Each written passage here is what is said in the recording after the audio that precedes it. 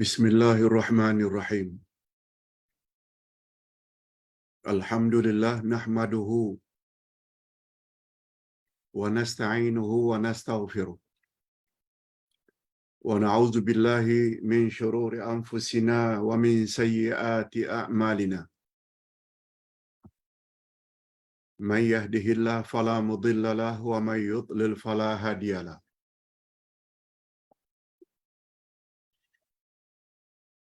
Ashhadu an la ilaha illallah wahdahu la syarika lah. Wa ashhadu anna Muhammadan abduhu wa rasuluh la nabiyya ba'dah. Allahumma salli wa sallim ala nabiyyina Muhammad wa ala alihi wa sahbihi ajma'in amma ba'd. Hadirin dan hadirat serta para pemirsa yang saya hormati. Assalamualaikum warahmatullahi wabarakatuh. Alhamdulillah. Summa alhamdulillah. Kita bersyukur kehadirat Allah Azza wa Jalla. Berkat taufiknya kita dapat meneruskan lagi majlis ilmu kita dengan tafsir Al-Quran. Tafsir Al-Furqan juz yang kelima.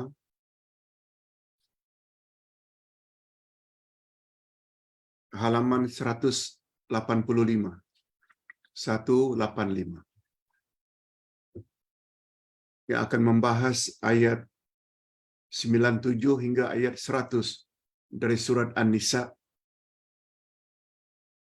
97 hingga 100 surat An-Nisa. Di bawah tajuk kelebihan berjihad di jalan Allah dan balasannya. Fadilat atau kelebihan jihad fisabilillah, berjihad di jalan Allah dan balasannya.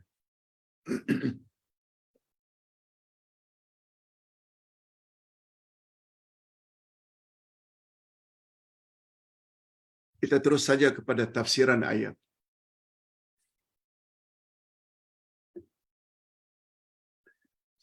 Kalau dalam ayat-ayat terdahulu Allah Subhanahu wa taala menerangkan tentang kelebihan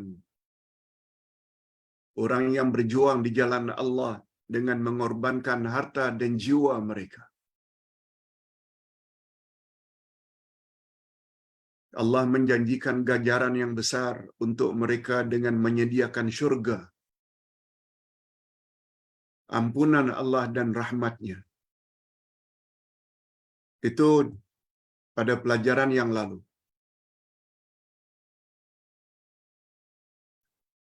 Maka pada ayat berikut ini, pelajaran kita pada hari ini, Allah Subhanahu wa taala menjelaskan pula golongan muslimin yang lain, yaitu umat Islam yang tinggal di kota Makkah. Tetapi mereka enggan berhijrah. Tidak mau berhijrah ke Madinah mengikuti jejak Rasulullah sallallahu alaihi wasallam. Sehingga akhirnya disebabkan keengganan mereka hijrah ke Madinah, akhirnya mereka mengalami nasib yang buruk di dunia dan di akhirat. Nasib buruk macam mana Pak Ustaz? Nanti kita akan jelaskan.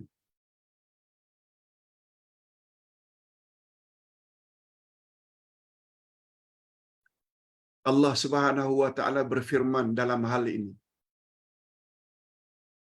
menceritakan keadaan mereka. Firman Allah, A'udzubillahi minasyaitonir rajim.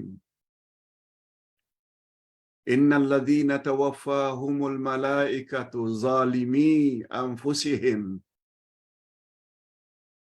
qalu fima kuntum qalu kunna mustad'afina fil ard qalu Alam takun ardullahi wasi'ah fatuhajiru fiha faulaika ma'wahum jahannam wasa'at masira. Na'udzubillahi min dzalik.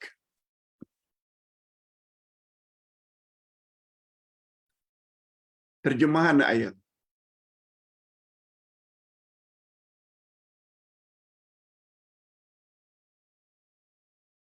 Sesungguhnya orang-orang yang diwafatkan malaikat dalam keadaan menganiaya diri mereka. Nyawa mereka dicabut oleh malaikat. Sedangkan mereka dalam keadaan menganiaya diri mereka sendiri. Berbuat dosa. Mereka berbuat salah. Malaikat cabut nyawa mereka. Lalu kepada mereka, malaikat bertanya. Malaikat yang cabut nyawa tanya, dalam keadaan bagaimana kamu ini tidak mau berhijrah ikut Rasul? Sedangkan kamu berada di Mekah dalam keadaan tertindas. Coba dengar apa jawaban mereka. Mereka menjawab, adalah kami orang-orang yang tertindas di negeri Mekah. Para malaikat berkata, bukankah bumi Allah ini luas sehingga kamu dapat berhijrah ke bumi itu? Kalau tahu kamu tertindas di Mekah, mengapa lebih memilih untuk tinggal di Mekah? Bumi Allah ini luas. Kamu boleh berhijrah meninggalkan Mekah. Lalu apa kata Allah tentang orang-orang yang enggan berhijrah itu? Orang-orang itu tempat mereka adalah neraka Jahannam. Dan Jahannam itu adalah seburuk-buruk tempat kembali. Na'udzubillahi min dzalik. Hadirin dan hadirat serta para pemirsa yang saya hormati. Walaupun ayat ini turun mengisahkan tentang kondisi, situasi, keadaan orang-orang Mekah yang enggan berhijrah, tapi pengajaran ayat ini umum, bersifat umum, sesuai dengan kaedah ilmu tafsir. Al-ibrah bi umumil alfaz, la bi khususil asbab. Segala pengajaran dalam Al-Quran seumum lafaznya. Ia bukan khas untuk orang-orang yang karenanya ayat itu diturunkan.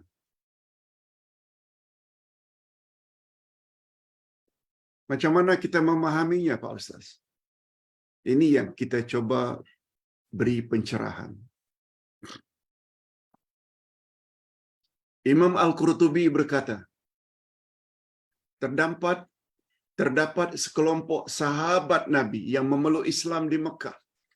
Masuk Islam di Mekah. Tetapi mereka menyembunyikan keislaman mereka. Mereka rahasiakan keislaman mereka. Ketika tercetus peperangan Badar, perang Badar ini terjadi pada tahun 2 setelah Nabi berhijrah. Setelah Nabi berada 2 tahun di Madinah, terjadi perang Badar antara umat Islam di Madinah dengan orang-orang kafir Mekah. Begitu terjadi, mereka umat Islam yang berada di Mekah turut dikerahkan bersama orang-orang kafir Mekah untuk menyerang umat Islam dari Madinah.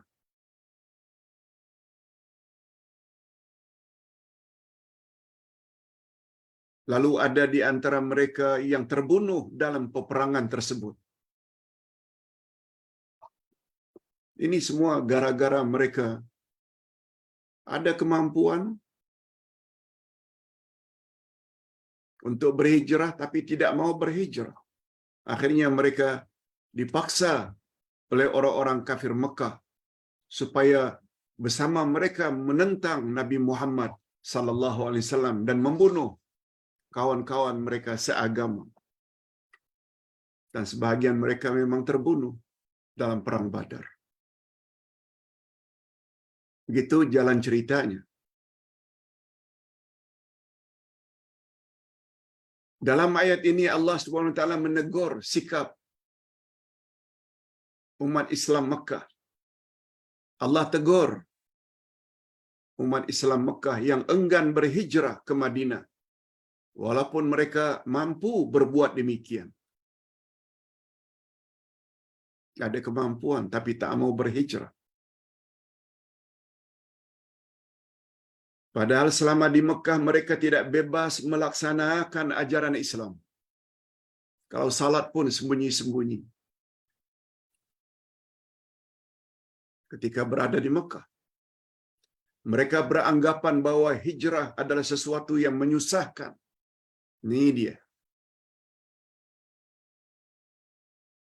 Mereka anggap berhijrah itu menyusahkan saja. Akhirnya mereka terpaksa ikut serta pasukan orang-orang kafir menyerang Rasulullah dan saudara mereka seagama dalam perang Badar. Ada di antara mereka yang terbunuh. Nah, setelah mereka diwafatkan,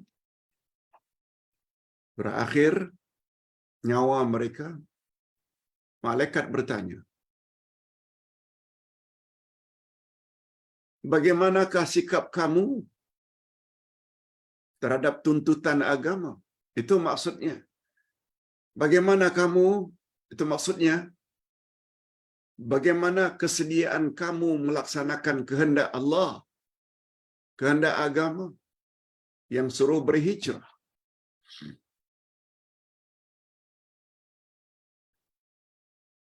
Walaupun bentuknya pertanyaan. Ini yang dalam ilmu tafsir disebut dengan al-istifham lit-taubih. Allah suruh malaikat bertanya pada mereka mengandung motif atau tujuan menghinakan mereka. Tujuan pertanyaan ini untuk menghina mereka. Sebab pertanyaan dalam bahasa Arab, dalam Al-Quran, dia punya beberapa motif. Ada pertanyaan untuk mengingkari, ada pertanyaan untuk menghinakan. Bagaimana kamu ini? Kamu mampu berhijrah, tapi kamu tak mau berhijrah. Bagaimana sikapmu terhadap tuntutan agama? Ini namanya al-istifham lit-taubih. Ustaz buat contoh firman Allah. Hal yastawi alladhina ya'lamuna walladhina la ya'lamun? Allah bertanya, apakah sama orang-orang yang berilmu dengan orang-orang yang tidak berilmu? Allah bukan tak tahu jawabannya. Tapi pertanyaan itu mengandung makna penafian. Tidak sama orang yang berilmu dengan orang yang jahil, malas cari ilmu. Ada pula yang mengatakan motif pertanyaan itu untuk menghina orang yang tak suka mencari ilmu. Bapak-bapak dan ibu-ibu serta para pemirsa sekalian, mudah-mudahan kita, Ustaz dan para jemaah yang sedang mendengar, terhindar daripada penghinaan ini. Hina rupanya orang yang tak suka tambah ilmu. Kita berbalik kepada pertanyaan malaikat. Bagaimana kamu ini terhadap tuntutan agama?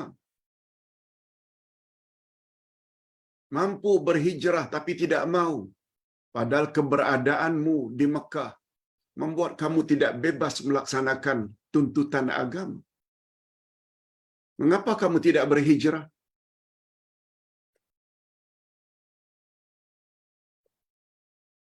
Karena mereka lebih rela tinggal menetap di Mekah walaupun tidak bebas melaksanakan ajaran agama daripada berhijrah ke Madinah mengikuti Rasulullah sallallahu alaihi wasallam. Padahal mereka mampu berhijrah. Itulah sebabnya di dalam ayat di atas dikatakan mereka diwafatkan dalam keadaan mereka menganiaya diri. Menganiaya diri maknanya menzalimi diri.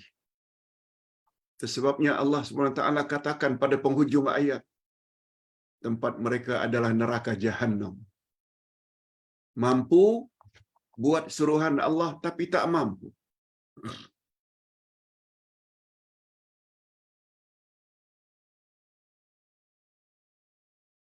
Hadirin dan hadirat, pengajaran yang dapat diambil dari ayat ini,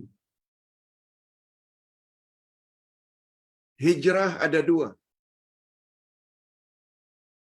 Ustaz tidak sebut di sini, tapi semua kita tahu. Hijrah menurut bahasa berpindah. Al-hijratu lughatan tarkul ula disaniyah. Itu definisi hijrah. Menurut bahasa, hijrah maknanya meninggalkan yang pertama menuju kepada yang kedua.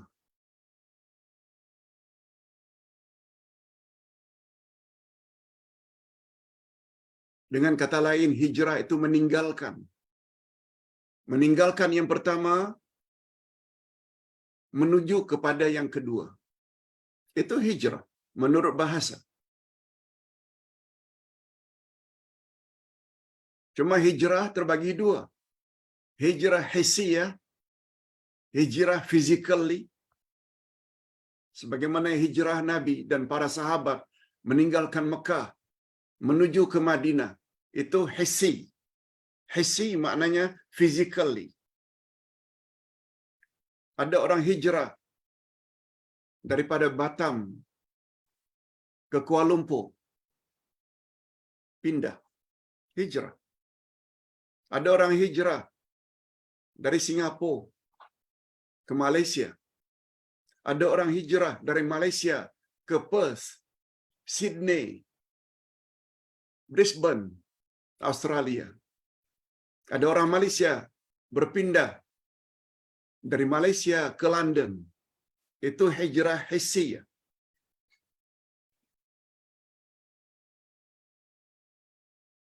Yang kedua, hijrah maknawiyah, hijrah sikap.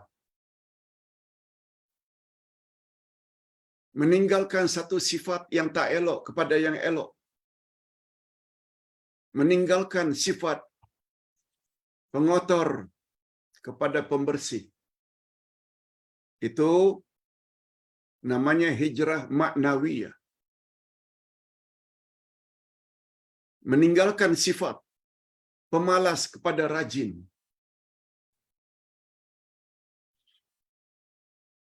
Dan yang paling utama, meninggalkan syirik kepada tauhid. Meninggalkan bid'ah kepada ikut sunnah. Itu semua hijrah-hijrah yang dituntut. Berhijrah daripada membaca Quran dengan fasih, lancar,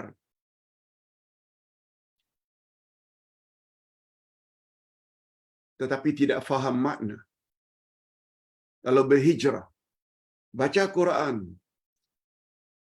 pada masa yang sama faham. Berhijrah dari baca Quran dan faham, tidak mengamalkannya. Hijrah lagi. baca Quran faham, lalu kita amalkan dalam kehidupan sehari-hari. Berhijrah,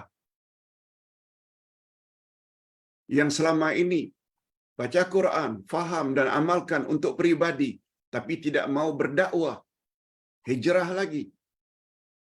Baca Quran, faham dan amalkan, dan sebar-sebarkan pada orang lain.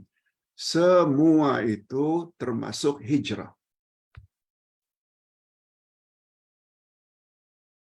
Hijrah manakah yang lebih dituntut? Hijrah yang kedua. Hijrah maknawiyah. Hijrah hissiyah, physically, tidak wajib dalam semua waktu. Kita yang berada di Malaysia, bebas melaksanakan syariat agama, salat, puasa, tutup aurat, tidak ada yang larang. Tak wajib hijrah ke negeri lain. Hijrah hissiyah tidak dituntut bagi kita yang duduk di Malaysia, sebab ada kebebasan untuk mengamalkan ajaran Islam. Tapi bila kita berada di suatu negeri yang kita tidak dapat melaksanakan ajaran Islam, pindahlah ke negeri lain. Seperti umpamanya orang-orang dari Palestin terpaksa berhijrah ke negeri lain. Orang-orang dari Afghanistan dulunya berhijrah ke negeri lain. Orang-orang dari Myanmar berhijrah ke negeri lain. Karena mereka mengalami kesulitan untuk melaksanakan Islam di negeri mereka, mereka itu wajib jika ada kemampuan untuk hijrah hissiyah. Tapi hijrah maknawiyah wajib dilakukan oleh setiap orang sesuai dengan kemampuan. Kalau selama ini hanya beriman, beramal untuk diri sendiri, belum cukup. Kalau tidak berdakwah. Apalagi sekarang ini berdakwah cukup senang.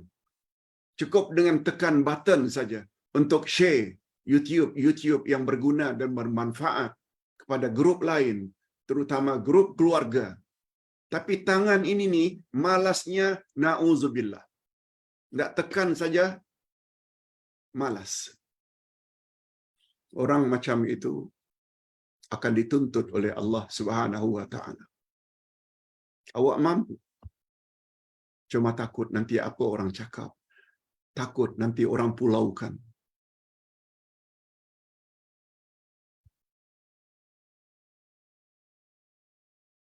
Uday punya prinsip, bila ini kebenaran, sampai saja secara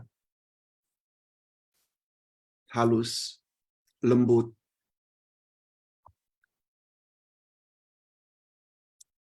Orang tuduh macam mana pun, jangan berhenti, jangan give up, jangan serik. Sebab bagi kita, yang paling utama rahmat Allah. Kasih sayang Allah, bukan kasih sayang manusia. Baik, itu pengajaran yang dapat kita ambil dari ayat tadi. Jadi hijrahnya para sahabat yang memeluk Islam di Madinah, di Mekah, tapi enggan berhijrah, mereka dalam bahaya sebagaimana yang dijelaskan oleh ayat. Hadirin dan hadirat rahimakumullah. Tapi berbeza hakikat ini apabila orang tersebut di Mekah yang memang tidak mampu berhijrah karena dia barangkali wanita, barangkali usianya lansia, lanjut usia, barangkali dia sakit, barangkali dia terlalu tua. Itu kecuali. Itu sebabnya Allah sebut pada ayat berikut, illal mustad'afina minar rijali wan nisa'i wal wildan la yastati'una hilatan wa la yahtaduna sabila. kecuali mereka yang tertindas, baik laki-laki atau wanita atau anak-anak yang tidak mampu berdaya upaya, tak mampu berhijrah secara physically dan tidak mengetahui jalan menuju ke Madinah untuk berhijrah, tak mampu. Itu kecuali mereka tak dosa. Sebagaimana pengakuan daripada Abdullah ibnu Abbas radhiyallahu anhuma, aku dan ibuku Ummu Fadil, itu nama ibu Abdullah ibnu Abbas. Al-Abbas ini uncle Rasul. Istrinya Ummul Fadl punya anak Abdullah ibnu Abbas radhiyallahu anhuma ketika itu beliau masih kecil. Ibunya juga Ummul Fadl tidak berhijrah karena wanita, tak mampu. Walaupun badan beliau sehat, tapi tak tahu jalan menuju ke Madinah. Sebab kata pepatah Arab, qatalat ardun jahilah. Bumi boleh membunuh orang yang jahil terhadapnya. Maknanya orang yang tak tahu jalan boleh binasa. Karena tak tahu jalan, boleh sesat, boleh mati. Begitu kata pepatah Arab. Qatalat ardun jahilah. Bumi boleh membunuh orang yang jahil atau yang tidak tahu jalan. Itu dikecualikan. Tapi yang sehat, laki-laki pula, malas untuk berhijrah. Allah sebut tempat mereka neraka Jahannam. Dan neraka Jahannam itu adalah seburuk-buruk tempat kembali. Lalu apa kata Allah tentang mereka yang uzur ini? Faulaika asallahu an ya'fu anhum wa kana Allahu afuwan ghafura. Mereka itu mudah-mudahan Allah memaafkannya. Lihat ada kata-kata mudah-mudahan Allah maafkan mereka. Dan adalah Allah Maha Pemaaf lagi Maha Pengampun. Kata ulama tafsir, mudah-mudahan mereka mendapat keampunan Allah. Ia membawa makna tidak pasti. Tidak pasti mendapat ampunan Allah. Mudah-mudahan Allah memaafkan, ini memberi isyarat atau petunjuk bahawa perintah berhijrah adalah sangat dituntut dan sangat keras. Walaupun untuk tujuan itu kita terpaksa menggunakan hela dan mencari jalan walaupun dirasakan sulit.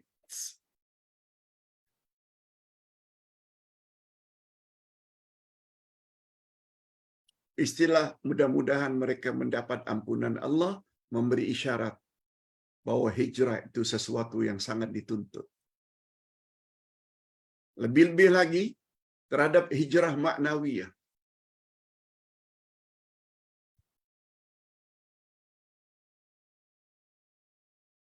Takut dipulaukan, kita sembunyikan kebenaran.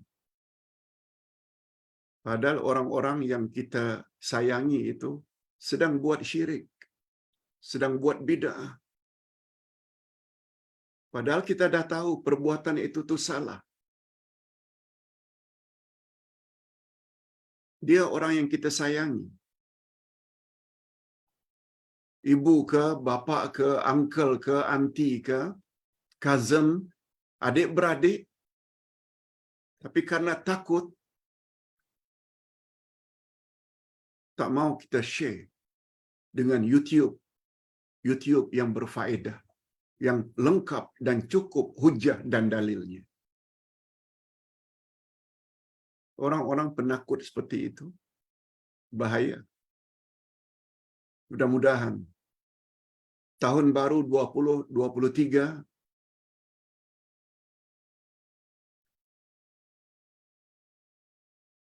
kita tidak bersikap demikian lagi. Penakut, pengecut.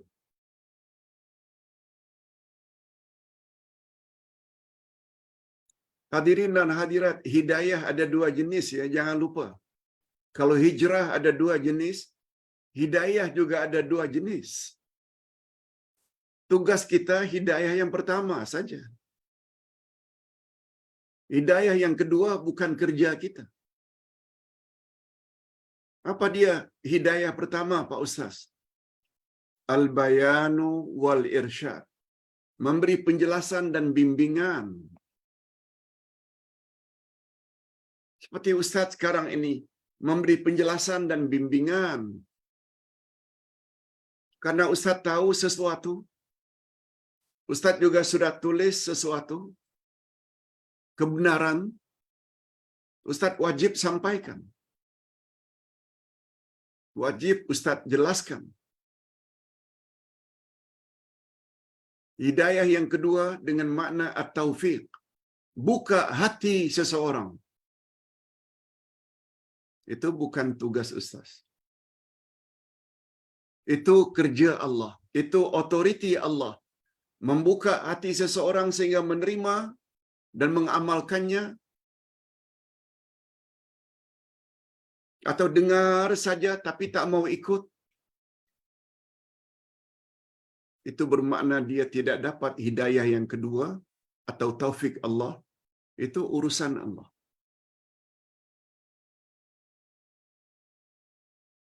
Sebagaimana Nabi Nuh alaihi salatu wassalam, Allah tidak persalahkan Nabi Nuh walaupun anaknya dan istrinya durhaka. Istri Nabi Nuh durhaka.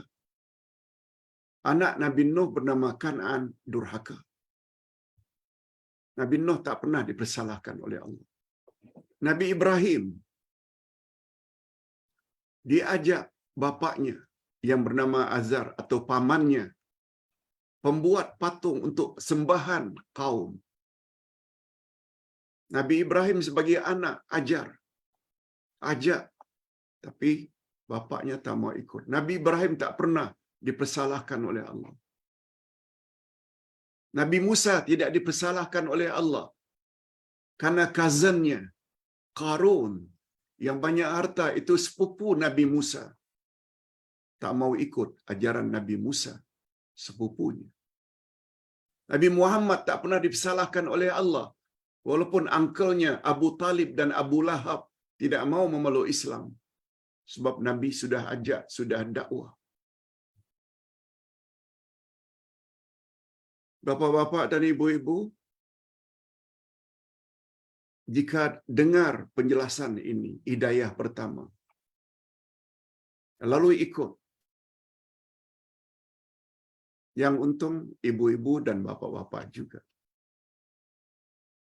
Dan Ustaz juga dapat share, numpang ganjarannya. Tapi andai kata Ustaz sampaikan, ibu-ibu dan bapa-bapa serta para pemirsa hanya dengar, tak mau amalkan, malah tuduh yang bukan-bukan, itu urusan ibu bapa dan para pemirsa dengan Allah. Itu namanya hidayah yang kedua atau taufik. Bila kita faham itu,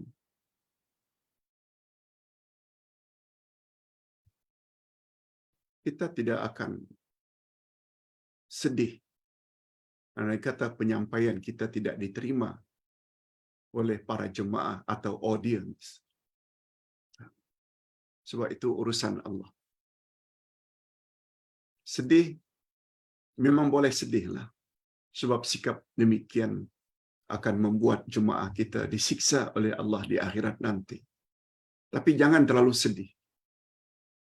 Sebagaimana Nabi dilarang oleh Allah terlalu sedih. Uncle kesayangannya Abu Talib mati dalam kafir. Bukan tak sedih. Nabi Nuh juga sedih, anaknya ditelan ombak yang besar karena enggan naik bahtera. Walaupun ayahnya pelawa, naik nak, nanti kamu akan tenggelam. Sebagai seorang bapa sedih. Tapi sedihlah pada batas-batas tertentu. Jangan sampai kita meninggalkan dakwah. Hadirin dan hadirat rahimakumullah. Kemudian Allah Subhanahu wa taala sebut pada ayat berikut. Apa kata Allah? Wa may yuhajiru fi sabilillah yajid fil ardi muraghaman katsiran wa sa'ah. Ini dia balasan bagi orang yang mau berhijrah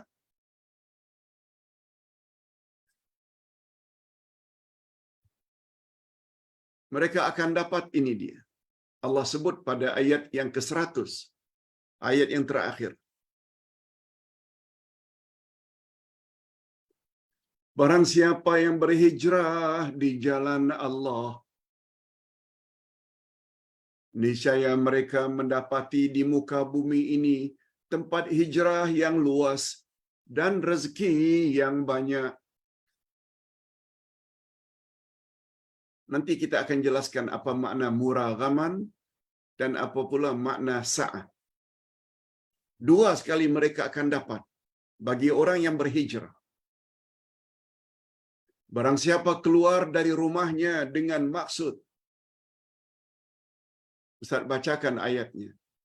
Wa may yakhruj min baiti muhajiran ila Allah wa rasulih thumma yudrikuhul mautu faqad waqa'a ajruhu 'ala Allah wa kana Allahu ghafurar rahima. Barang siapa yang keluar dari rumahnya dengan maksud berhijrah kepada Allah dan Rasul-Nya. Maknanya pergi ke Madinah. Kemudian kematian menimpanya sebelum sampai ke tempat yang dituju. Dalam perjalanannya mati. Apa kata Allah? Maka sungguh telah tetap pahalanya di sisi Allah. Dan adalah Allah Maha Pengampun lagi Maha Penyayang. Tak sampai ke Madinah. Tapi hasratnya ingin berhijrah. Karena itu arahan Allah. Ingin bersama Rasulullah di Madinah. Tapi tak kesampaian. Mereka tetap mendapat ganjaran pahala sudah berhijrah. Ayat-ayat semacam inilah yang dijadikan dasar oleh para ulama. Apabila seseorang ingin pergi haji, ingin pergi umrah, tapi tak kesampaian. Dalam perjalanan mereka meninggal dunia. Belum sempurna lagi. Bagi mereka dapat ganjaran haji dan umrah itu secara sempurna. Ini diambil pengajaran dari ayat ini. Ayat ini mengandungi dorongan kepada umat Islam agar berhijrah. Dan juga menerangkan bahawa faedah hijrah sangat banyak. Bukan saja faedah di dunia, tapi juga faedah di akhirat. Itu sebabnya ada disebut al-maraghim wasa'ah. Ustaz ulang sekali lagi. Wa may yuhajiru fi sabilillah yajid fil ardi muraghaman katsira wasa'ah. Siapa yang berhijrah di jalan Allah, dia akan dapat muraghaman dan sa'ah. Muraghaman maknanya kemaslahatan agama. Sampai di Madinah mereka dapat bimbingan Rasulullah. Dapat melaksanakan ajaran Islam dengan sempurna tanpa halangan. Itu muraghaman. Dan mereka juga akan dapat sa'ah. Sa'ah maknanya kemaslahatan keduniaan. Sungguh banyak manusia masih beranggapan bahawa hijrah akan membawa kefakiran dan kesengsaraan. Salah. Padahal sebenarnya tidak demikian. Jika kita mukmin, karena jika mukmin berada di negeri kafir yang tidak memberi kebebasan untuk melaksanakan syariat agamanya, maka ketika itu mutu agamanya jadi rendah. Tetap berada di negeri walaupun tertindas. Padahal mampu untuk berhijrah. Walaupun sulit berhijrah. Sebab di negara tempat kamu tinggal itu tidak bebas melaksanakan agama. Serba susah untuk salat berjamaah. Lagi-lagi untuk salat Jumaat. Apalagi untuk berdakwah. Sulit kalau kita berada di negara komunis umpamanya.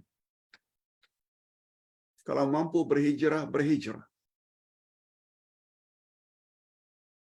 Sebabnya kata pengarang, kita hendaknya mengambil iktibar dan pengajaran dari sikap para sahabat Rasulullah sallallahu alaihi wasallam. Mereka sanggup berhijrah, meninggalkan kampung halaman, meninggalkan anak-anak mereka, meninggalkan harta mereka, unta sekian ratus ekor, kebun kurma sekian hektar, mereka tinggalkan demi menyelamatkan agama. Mereka sebenarnya mempunyai iman yang sempurna. Bahkan kebanyakan mereka akhirnya menjadi imam-imam, ikutan-ikutan akhir zaman. Ini muhajirin. Demikian juga jika sikap atau jejak langkah para sahabat itu diikuti oleh sesiapapun, niscaya mereka akan mendapat apa yang para sahabat peroleh hingga hari kiamat. Ini yang kita mahu. Ikut jejak langkah Abu Bakar, Umar, Osman, Ali. Semua mereka muhajirin. Mereka layak mendapat redha Allah. Allah yang sebut orang yang berhijrah, khasnya para sahabat yang berhijrah bersama Nabi Muhammad sallallahu alaihi wasallam dari Mekah ke Madinah, confirm mereka mendapat redha Allah. Begitu juga orang-orang Al-Ansar,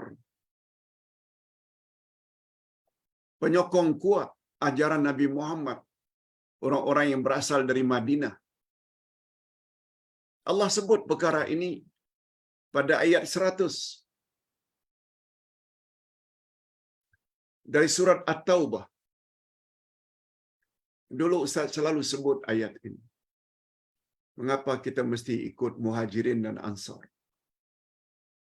Karena yang kita impi-impikan, yang kita dambakan adalah redha Allah. Dan layak masuk syurga. Coba dengar baik-baik ayat ini.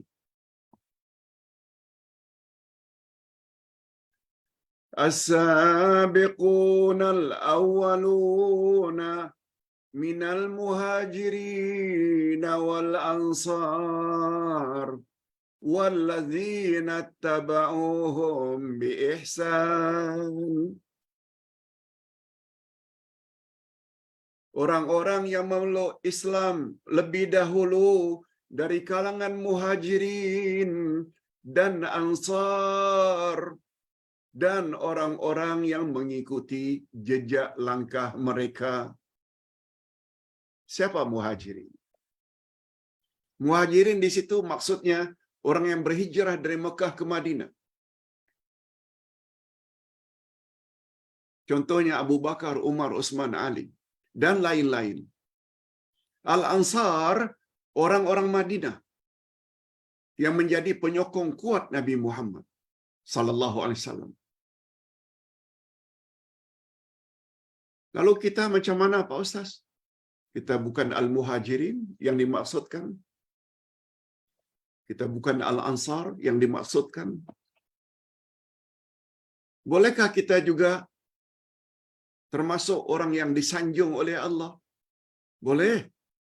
Tapi jadilah orang yang ketiga.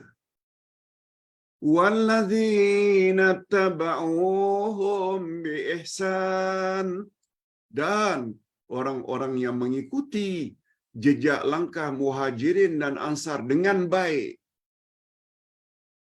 dengan memiliki akidah murni tanpa bercampur syirik, sebagaimana iman Abu Bakar, Umar, Utsman dan Ali. Beramal ibadat sebagaimana amal-amal mereka, juga sebagaimana akidah dan ibadat Al-Ansar. Itu maknanya golongan ketiga. Kita berdoa mudah-mudahan kita termasuk golongan itu. Golongan yang ketiga. Lalu apa kata Allah yang bakal diperolehi tiga kelompok tadi, Muhajirin, Al-Ansar, dan orang-orang yang mengikuti Muhajirin dan Ansar? Apa kata Allah? Radhiyallahu anhum wa radu an. Allah reda pada tiga kelompok itu. Dan mereka tiga kelompok itu juga reda terhadap Allah. Bukan hanya mendapat reda Allah. Ulaika yadkhulunal jannah. Mereka juga akan masuk ke dalam syurga yang di dalamnya mengalir sungai-sungai. Mereka akan berada dalam syurga kekal abadi selama-lamanya.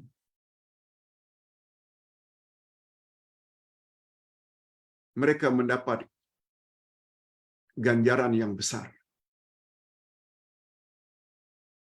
Sekali lagi kita berdoa, mudah-mudahan kita termasuk golongan orang yang mendapat reda Allah dan layak masuk syurga, tapi dengan syarat kita ikut jejak langkah Muhajirin dan Ansar. Allahu Akbar. Amin, amin, ya Rabbal Alamin. Siapa Muhajirin dan Ansar? Dengan bahasa mudahnya, mereka adalah para sahabat.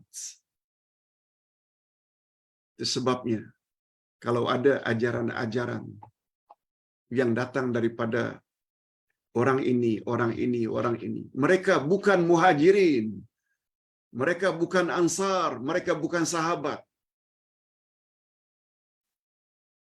Tengok dulu,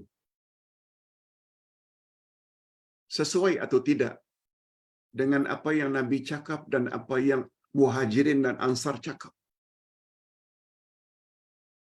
Kalau tidak ada kesesuaian, lebih baik abaikan saja. Kecuali bersesuaian dengan Nabi dan para sahabat. Inilah sebenarnya makna asli Ahlus Sunnah wal Jamaah. Pengikut sunnah Nabi dan jamaah. Jamaah yang paling utama untuk kita ikut adalah sahabat. Muhajirin dan Ansar itu adalah sahabat. Definisi sahabat, orang yang hidup sezaman dengan Nabi, jumpa Nabi, memeluk Islam dan mati dalam Islam. Wali ini, wali itu, Habib ini, Habib itu, kiai ini, kiai itu, mereka bukan Muhajirin dan bukan Ansar. Bila ajaran mereka bersesuaian dengan Muhajirin dan Ansar, ambil. Tapi tidak jika tidak ada hujah dan dalilnya yang mereka katakan itu, tolong abaikan saja. Mudah-mudahan prinsip ini ada pada setiap kita. Sehingga tahun baru 2023 ini menjadi tahun yang terbaik untuk kita. Ingat hadirin dan hadirat, sebagaimana Ustaz sebutkan dalam kuliah subuh pagi tadi. Cuma pagi tadi kuliah subuhnya tidak ada online. Sebab petugas ada halangan, tidak dapat datang dan tak dapat buat recording. Sehingga YouTube tidak ada pagi ini. Ustaz ada sebut, berdasarkan hadis Nabi SAW, rupanya perpanjangan usia tidak membawa makna automatically kita menjadi mulia dalam pandangan Allah. No. Sekedar perpanjangan usia. Dari umur 76 masuk tahun baru 2023 menjadi 77 untuk ustaz. Tidak menjadi lebih baik perpanjangan usia. Andai kata ustaz sendiri tidak berusaha untuk buat amal-amal baik lebih banyak berbanding sebelumnya. Bagi yang punya umur 50, dengan masuk tahun 51, tidak menjadi lebih baik. Sekedar pertambahan usia. Sebab Nabi bersabda, khairun nas man tala umruhu wa hasuna amalu. Sebaik-baik manusia orang yang semakin lanjut usianya, semakin baik amalnya. Sebaliknya kata Nabi, wa syarrun nas man tala umruhu wa sa'a amalu. Seburuk-buruk manusia, sejahat-jahat manusia, orang yang apabila semakin lanjut usianya, semakin buruk lakunya. Ini memberi isyarat. Baik buruknya manusia bukan dinilai dengan perpanjangan usia, tapi dia sangat ditentukan sama ada hasuna amaluhu atau sa'a amalu. Sangat tergantung. Dia isi perpanjangan usia dengan amal baik atau amal yang buruk. Berapa banyak orang yang semakin tua makin jadi. Istilahnya makin tua makin jadi. Walaupun sudah tua, masih lagi kaki perempuan, kaki botol, kaki judi. Masih ada. Mudah-mudahan kita tidak termasuk ke dalam golongan itu, tapi termasuk golongan yang pertama. Kita pertingkatkan lagi ilmu agama kita. Kita perbaiki cara beramal kita dengan maksud hijrah maknawiyah. Buat semampu yang kita boleh. Itu sebabnya di antara rahasianya, mengapa Ustaz batasi mula esok dan seterusnya, Ustaz akan buat kuliah 5 hari saja dalam seminggu. Ahad, Isnin, Selasa cuti. Masuk lagi Khamis, Jumaat. Rabu, Khamis, Jumaat. Sabtu cuti. Cuti bukan bermakna tidur saja, enggak. Enggak buat kerja lain. Tafsir Al-Furqan baru dicetak 7. 8 dengan juz 30. Masih 10 juzuk lagi Ustaz sudah tulis. Belum sempat dicetak. Bimbang. Kalau Allah cabut nyawa, siapa nanti akan mengedit dan yang akan mencetaknya? Kalau tidak penulis sendiri yang akan buat. Selain itu juga Ustaz banyak kesibukan dengan MIBS, Mahfazah Islamic Boarding School. Akan selalu balik, mungkin sebulan atau 2 bulan sekali ke mafazah. Dan lain-lain. Dan lain-lain. Tak perlu Ustaz sebut di sini. Tapi akan lihat nanti hasil daripada cuti 2 hari dalam seminggu, apa yang Ustaz buat. InsyaAllah jemaah sendiri akan tahu nanti, bukan sekarang. Hadirin dan hadirat rahimakumullah, Ustaz kira pencerahan cukup sampai di situ. Dan Ustaz akan berpindah kepada sesi berikutnya, iaitu menjawab beberapa soalan para jemaah. Pak Ustaz,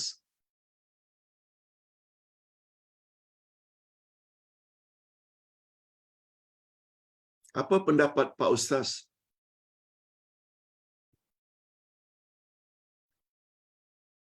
soalan yang pertama? Maaf Pak Ustaz mengganggu. Ini soalan dari Singapura. Saya mohon pencerahan atas keterangan Habib yang di atas ini tentang kesahihannya. Terima kasih Pak Ustaz. Habib ini cakap, siapa yang hadiahkan Al-Fatihah untuk orang yang sudah mati,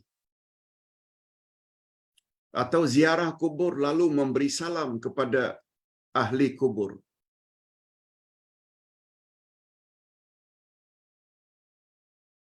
orang tersebut yang memberi salam dan menghadiahkan Fatihah kepada orang yang sudah mati, nanti bila dia mati akan disambut oleh penghuni kubur tersebut sambil mengatakan, kami dah tahu, kami dah kenal awak sebab awak selama ini menghadiahkan Al-Fatihah kepada kami. Hadirin dan hadirat, Habib ini cakap itu adalah pendapat Habib Anu. Disebut.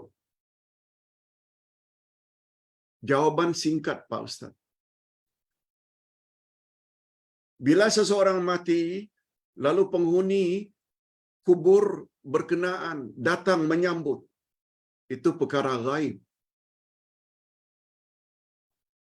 Perkara gaib mesti ada dalil Quran dan sunnah Nabi. Bukan cakap Habib. Itu telah mengambil hak Allah. Perkara gaib ada 2, gaib hakiki dan gaib idafi. Gaib hakiki sebagai contoh, bila kiamat akan terjadi. Tak ada seorang pun yang dapat mengetahui kecuali hanya Allah. Sama ada kiamat besar atau kiamat kecil. Kematian. Tak ada yang tahu kecuali hanya Allah. Gaib itu namanya gaib hakiki. Gaib idafi, gaib tambahan, beberapa perkara gaib yang Allah beritahu kepada Nabi atau kepada Rasul. Manirtada min Rasul. Siapa yang Allah redai dari kalangan Rasul, Allah boleh beritahu beberapa perkara gaib. Gaib itu namanya gaib idafi. Gaib tambahan.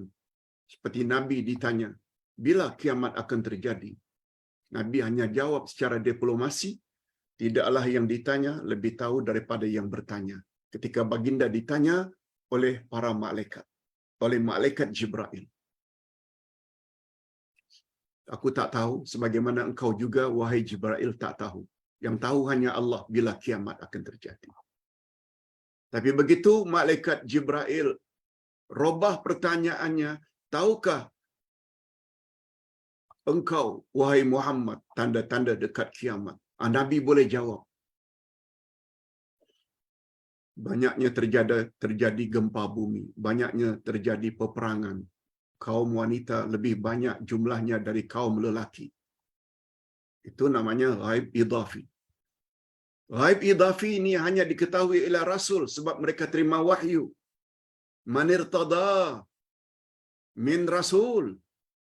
Allah tidak sebut manirtada min Habib, manirtada min Kiai, manirtada min Bomo, manirtada min Dukun.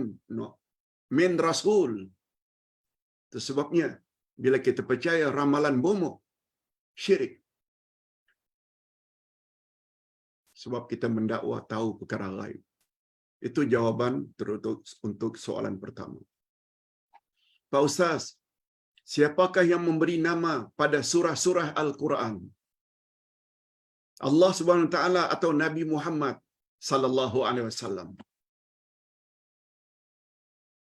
Ada surat Al-Baqarah, Ali Imran, ada An-Nisa, ada An-Nahl, ada Al-Kahfi, ada Al-Isra, ada surat Maryam. Jawaban singkatnya, para ulama berbeza pendapat.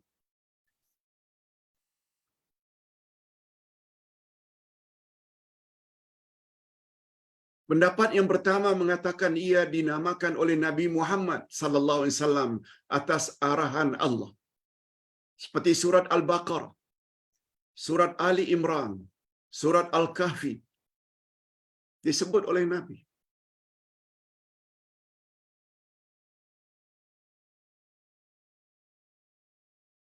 Dan pendapat yang kedua,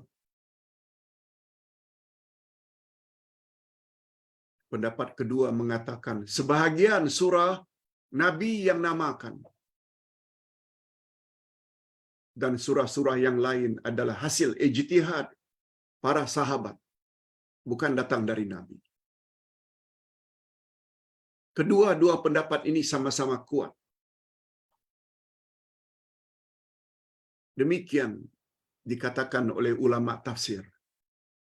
Jadi dalam hal ini, ada yang mengatakan sebahagiannya nama itu datang dari Nabi atas arahan Allah. Dan sebahagian lagi berpendapat selain nama-nama tersebut dinamakan oleh Rasulullah, juga penamaan itu hasil ijtihad para sahabat. Wallahu a'lam. Bagi pandangan Ustaz, setelah membaca hujah-hujah mereka sama-sama kuat. Tak jadi masalah. Pak Ustaz,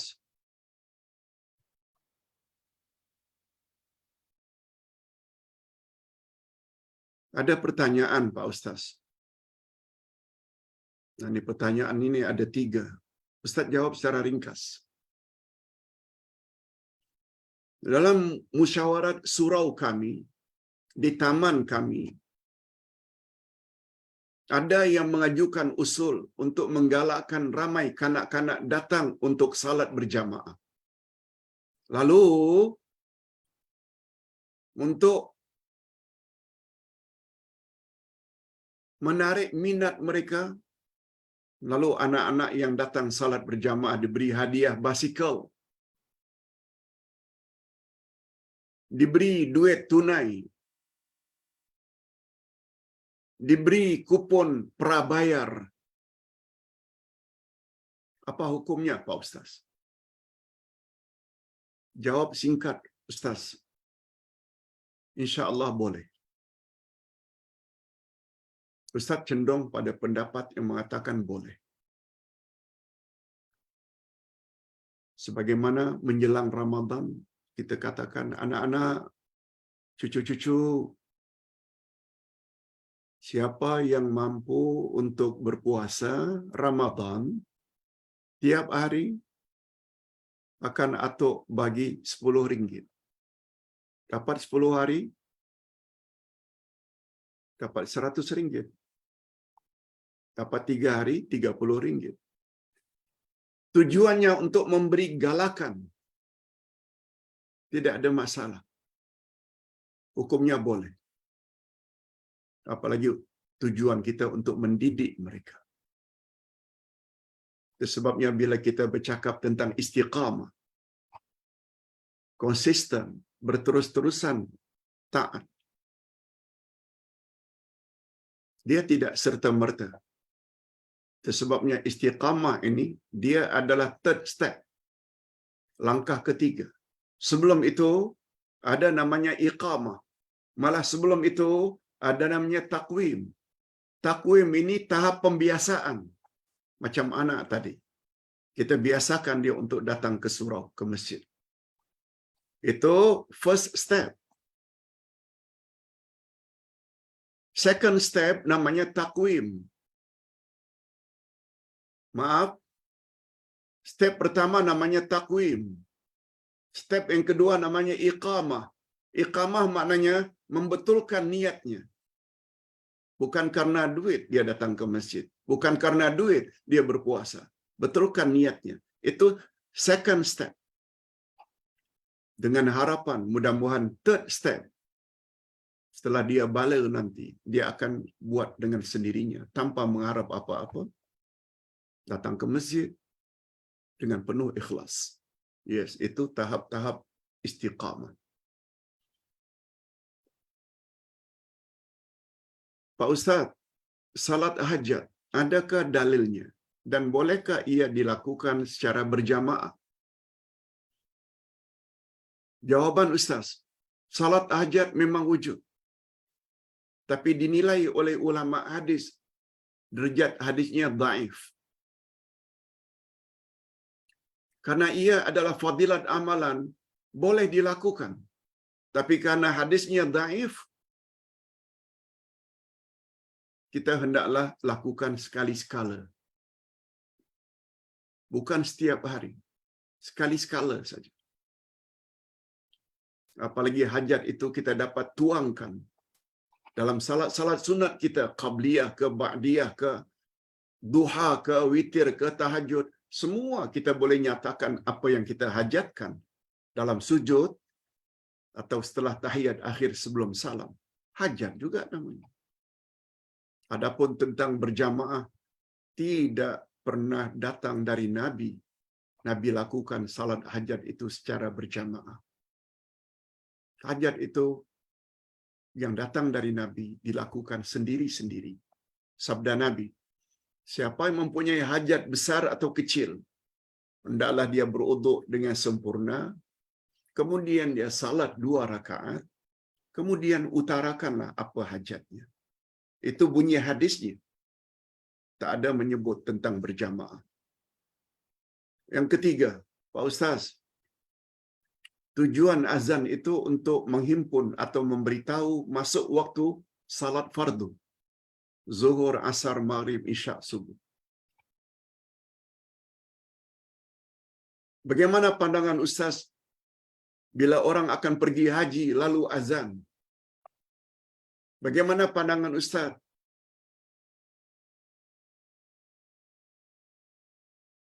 bila ada kematian sebelum dikuburkan azan? Jawabnya, tidak ada dalil dari Nabi. Azan itu perlu dilaungkan sempena akan pergi haji atau umrah. Atau sempena kematian seseorang. Tapi kalau ada pun yang lain, pernah datang dari Nabi, yaitu bila terjadi kebakaran. Bila terjadi kebakaran, selain memadamkannya dengan air, juga ada salah seorang daripada yang menyaksikan kebakaran azan. Sebab api itu dari syaitan. Dan syaitan sangat takut dengan azan. Syaitan itu adalah jin, jin dari api. Api dapat dipadamkan dengan air. Jadi boleh dengan siram dengan air, boleh juga dengan azan. Yang itu ada. Wallahu a'lam. Pak Ustaz, terakhir, menjelang tiba bulan Ramadan, ada kawan-kawan ajak bertadarus seperti tahun-tahun yang lalu, supaya dapat khatam sekurang-kurangnya sekali dalam bulan Ramadan. Dan ada yang ajak membaca dan baca tafsirnya, karena ia tidak dapat khatam sebab ambil masa yang lebih. Di luar Ramadan, akak ikut baca dan baca tafsirnya yang ambil masa sampai 4-5 bulan baru boleh khatam. 4-5 bulan baru boleh khatam. Kakak juga baca secara bersendirian di rumah. Mohon dapat pandangan dan nasihat Uday. Kumpulan mana yang akak elok ikut untuk bulan Ramadan? Hadirin dan hadirat, bacaan dalam Ramadan selalu disebut dengan tadarus. Tadarus diambil dari kata dars, lesson, pelajaran. Tadarus mempelajari. Jadi Quran apabila tadarus saling mempelajari, bukan hanya mempelajari tajwid, bacaan, makhraj, dengung, ikhfa, idgham, syafawi. Kewajiban kita terhadap Quran bukan hanya baca, tapi juga faham. Dengan faham baru boleh diamalkan. Oleh sebab itu, bagi pandangan Ustaz, dan Ustaz selalu sebut dulunya, dapat 10 juzuk dalam bulan Ramadan. Tapi kita faham 10 juz itu sebagaimana kita baca, kita juga baca tafsirnya.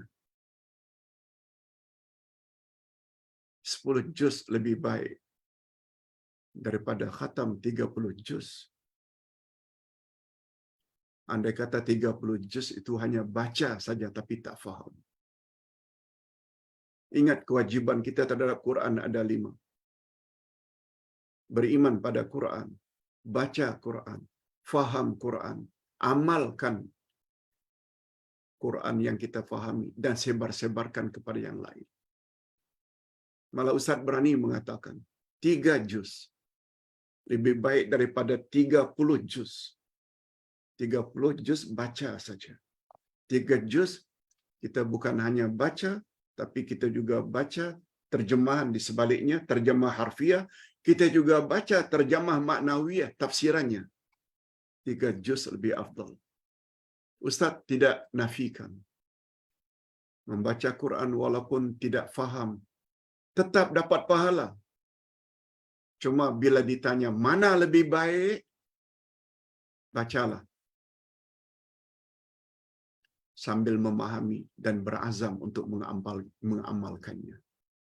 Namun demikian, bila kita combine membaca Quran sampai khatam Quran dalam bulan Ramadan secara sendirian, bagus. Pada masa yang sama kita juga baca tafsirnya walaupun hanya dapat 3 juz. Ini yang terbaik. Wallahu a'lam. Ustaz kira cukup sampai di sini dulu. Mudah-mudahan ada manfaatnya. Kita akhiri dengan doa. Alhamdulillah Rabbil Alamin. Wassalatu wassalamu ala ashrafil anbiya'i wal mursalin. Wa ala alihi wa sahbihi ajma'in. Rabbana ighfir lana dhunubana wa liwalidina warhamhum kama rabbawna shighara. Rabbana hab lana min azwajina wa dhurriyyatina qurrata a'yun waj'alna lil muttaqina imama. Ya Allah, pada hari ini kami telah belajar tentang kelebihan atau fadilat berjihad fisabilillah dan balasan. Berilah kami kefahaman ya Allah terhadap tafsiran ayat-ayat tadi, sehingga kami mampu mengambil iktibar dan pengajaran daripada sama ada sikap negatif daripada sahabat yang malas berhijrah dari Mekah ke Madinah, walaupun mereka tidak selesa melakukan amalan Islam ketika berada di Mekah. Lindungi kami ya Allah daripada sifat buruk tersebut, sebab keengganan untuk berhijrah bermakna enggan melaksanakan perintah Allah dan Rasul. Oleh sebab itu berilah kami pemahaman tentang makna al-hijrah. Hijrah ada 2 jenis. Hijrah hissiyah, physically, dan hijrah maknawiyah. Kami tidak dituntut hijrah hissiyah, physically, kecuali jika kami termampu. Dan tidak diberi dosa andai kata kami tidak mampu untuk hijrah secara physically. Sebagaimana Allah maafkan orang-orang yang lemah, orang-orang yang sakit, yang tinggal di Madinah karena mereka tidak mampu berhijrah. Tetapi untuk mereka yang mampu berhijrah, tapi enggan berhijrah, Engkau telah ancam untuk mereka neraka Jahannam. Na'udzubillah min dzalik. Oleh sebab itu, ya Allah, terhadap hijrah maknawiyah, yaitu hijrah sikap, berilah kami sikap yang berani untuk menyampaikan kebenaran. Yang selama ini kami hanya beriman dan beramal secara pribadi, tapi enggan berdakwah, walaupun sebenarnya kami mampu berdakwah. Tolong ya Allah, pada tahun baru 2023, kiranya kami dapat pertingkatkan keislaman kami, turut serta berdakwah, walaupun dengan hanya share